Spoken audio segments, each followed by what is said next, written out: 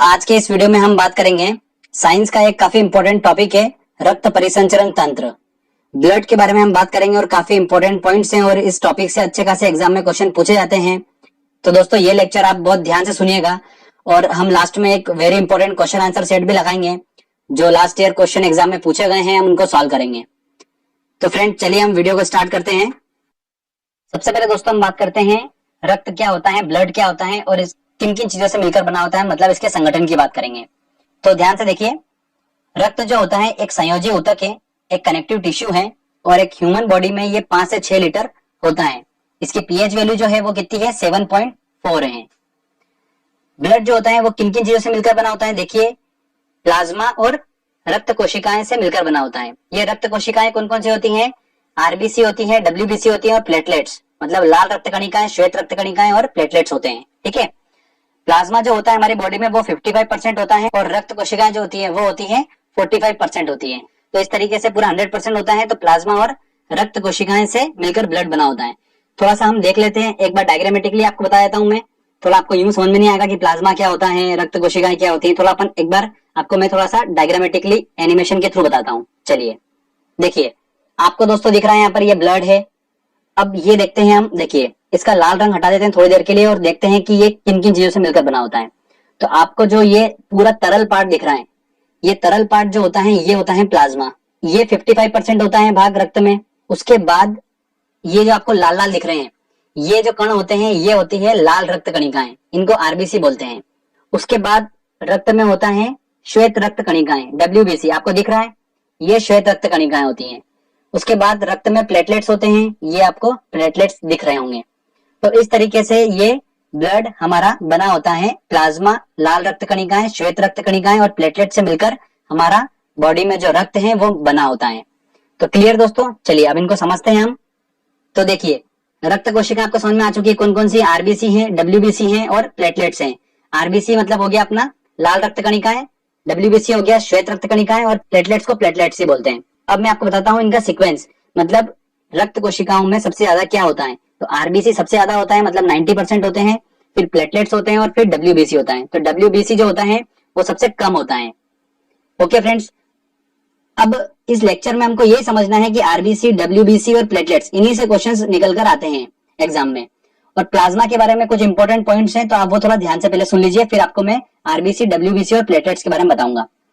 तो प्लाज्मा क्या है, प्लाज्मा पानी और अन्य पदार्थ का मिश्रण होता है। तो पानी जो होता है प्लाज्मा में 90% होता है और बाकी जो बचा हुआ 10% है वो अन्य पदार्थ होते हैं। अब ये जो अन्य पदार्थ होते हैं वो क्या क्या होते हैं, protein, urea, sodium, phosphate, bicarbonate.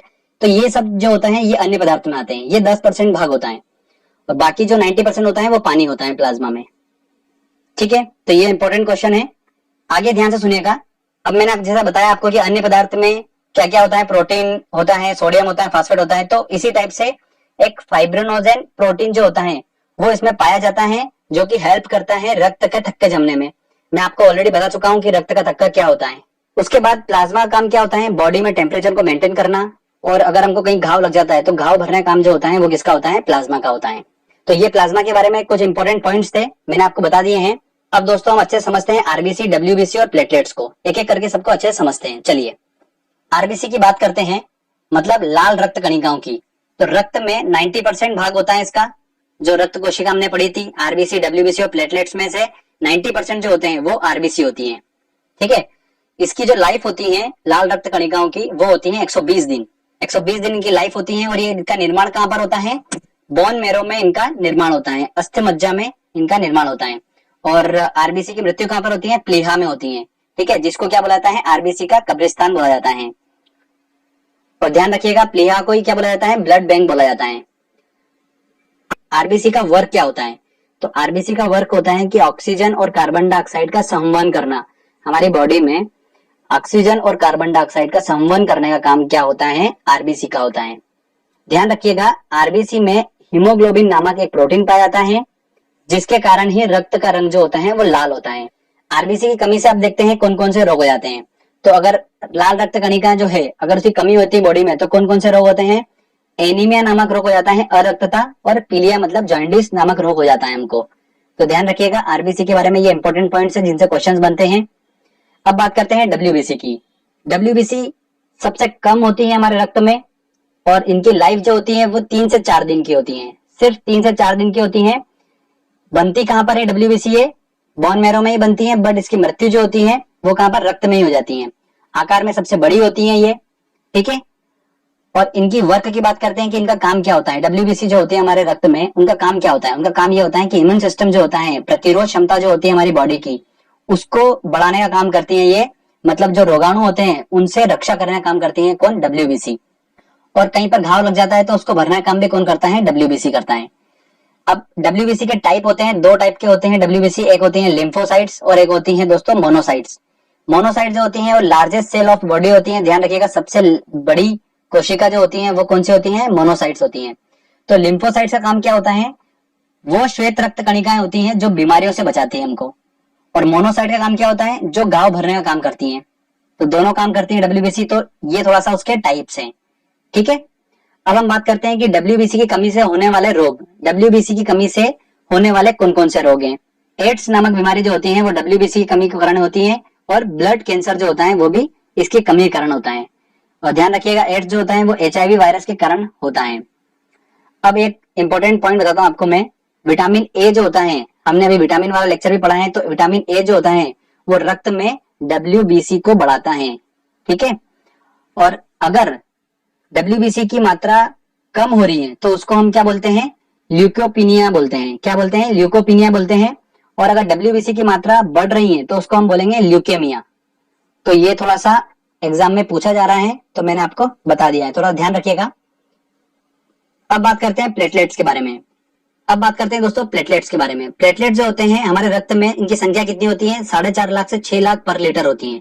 इनका कार्य क्या होता है? शरीर में अगर कट लग जाता है तो एकदम से ब्लड निकलता है, तो उसके बहाव को रोकने का काम इसका होता है, प्लेटलेट्स का। चिकनगुनिया और डेंगू जैसी बीमारी में प्लेटलेट्स की मात्रा एकदम से कम हो जाती है। डेंगू जो होता है हमको, वो एडिस एजिप्टी मच्छर के काटने से होता है। ओके फ्रेंड्स, दोस्तों नोट डाउन करिएगा एक पॉइंट। मानव शरीर में खून जो होता है वो हेपेरिन की उपस्थिति के कारण नहीं जमता है। अगर ये हेपेरिन नहीं होगा तो हमारे शरीर में जो खून है वो जम जाएगा। तो ये हेपेरिन ही होता है जो जमने नहीं देता है। तो ये एग्जाम में क्वेश्चन पूछा जाता है।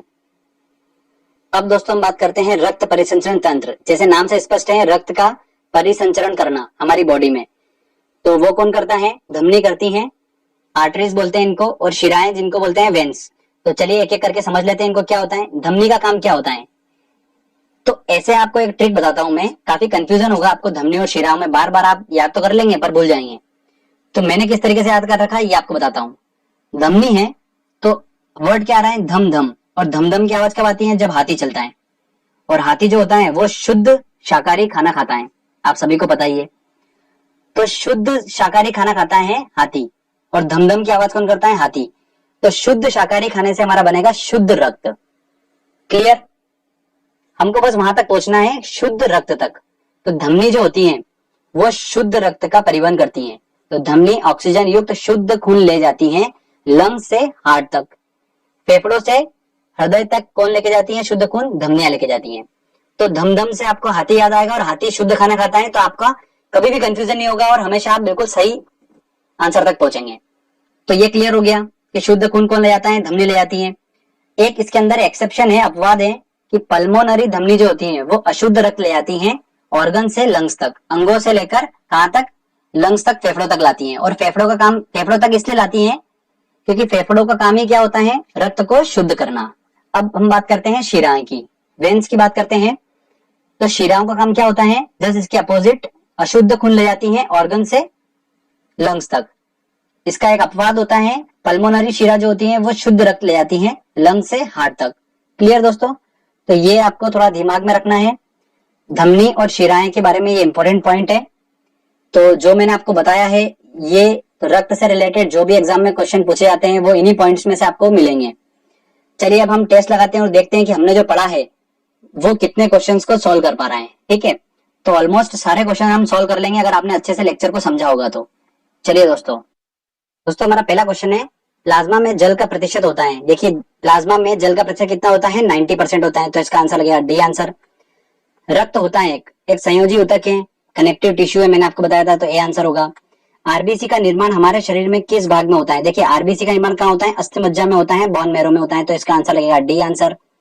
आगे देखते हैं क्वेश्चन।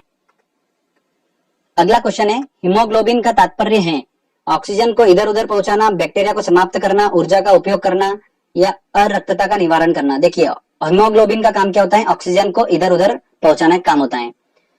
मानव वयस्क में कुल कितना रक्त होता है? तो 5 से 6 लीटर होता है, इसका आंसर लगेगा ए आंसर। मानव रक्त का पीएच होता है कितना होता है? 7.4, तो इसका आंसर लगेगा सी आंसर। चलिए आगे और देखते हैं क्वेश्चन। आरबीसी का कब्रिस्तान किसे कहा जाता है? आरबीसी की मृत्यु कहां पर होती है? लाल रक्त कणिकाओं की मृत्यु कहां पर होती है? प्लीहा में होती है, इसे ही कहा जाता है आरबीसी का कब्रिस्तान, तो इसका आंसर लगेगा सी आंसर।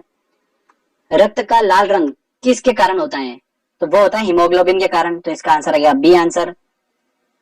ये जितने भी क्वेश्चन करवा रहा हूं ये काफी इंपॉर्टेंट क्वेश्चन है, एग्जाम में काफी बार पूछे जाते हैं ये क्वेश्चन। अगर आपने ये क्वेश्चन भी लगवा लिए, सारे क्वेश्चन अगर लगा लिए, तो बस आप इस टॉपिक से कोई भी क्वेश्चन आएगा आप सॉल्व कर लेंगे। डब्ल्यूबीसी का मुख्य कार्य क्या होता है? डब्ल्यूबीसी का मुख्य कार्य क्या होता है? प्रतिरोध क्षमता बढ़ाती है शरीर की, तो इसका सी आंसर होगा। तो चलिए आगे और देखते हैं क्वेश्चन। अगला क्वेश्चन है, डब्ल्यूबीसी की मात्रा सामान्य से अधिक हो जाना कहलाता है, क्या कहलाता है? देखिए डब्ल्यूबीसी की मात्रा सामान्य से अधिक हो जाती है तो हम उसको क्या बोलते हैं? ल्यूकेमिया बोलते हैं, और कम हो जाती है तो हम उसको क्या बोलते हैं? ल्यूकोपीनिया। ठीक है, तो इस हिसाब से इसका आंसर क्या होगा? ल्यूकेमिया होगा, तो बी आंसर होगा। अगला क्वेश्चन है, रक्त का शुद्धिकरण कहाँ होता है? तो रक्त का शुद्धिकरण कहाँ होता है? फेफड़ों में होता है। किडनी इसको क्या करती है? फिल्टर करती है, और शुद्ध कौन करता है? फेफड़े करते हैं। मानव शरीर में खून किसकी उपस्थिति के कारण नहीं जमता है? तो उसमें उपस्थित होता है हेपेरिन, इस वजह से खून नहीं जमता है, तो वेरी इंपॉर्टेंट है। अगला क्वेश्चन है, लाल रक्त कणिकाओं का जीवन काल होता है, देखिए 120 दिन का होता है लाल रक्त कणिकाओं का, तो इसका आंसर लगेगा ए आंसर। अगर यहाँ पर श्वेत रक्त कणिका पूछे जाते हैं तो उसका आंसर क्या होता है? 3 से 4 दिन। ठीक है।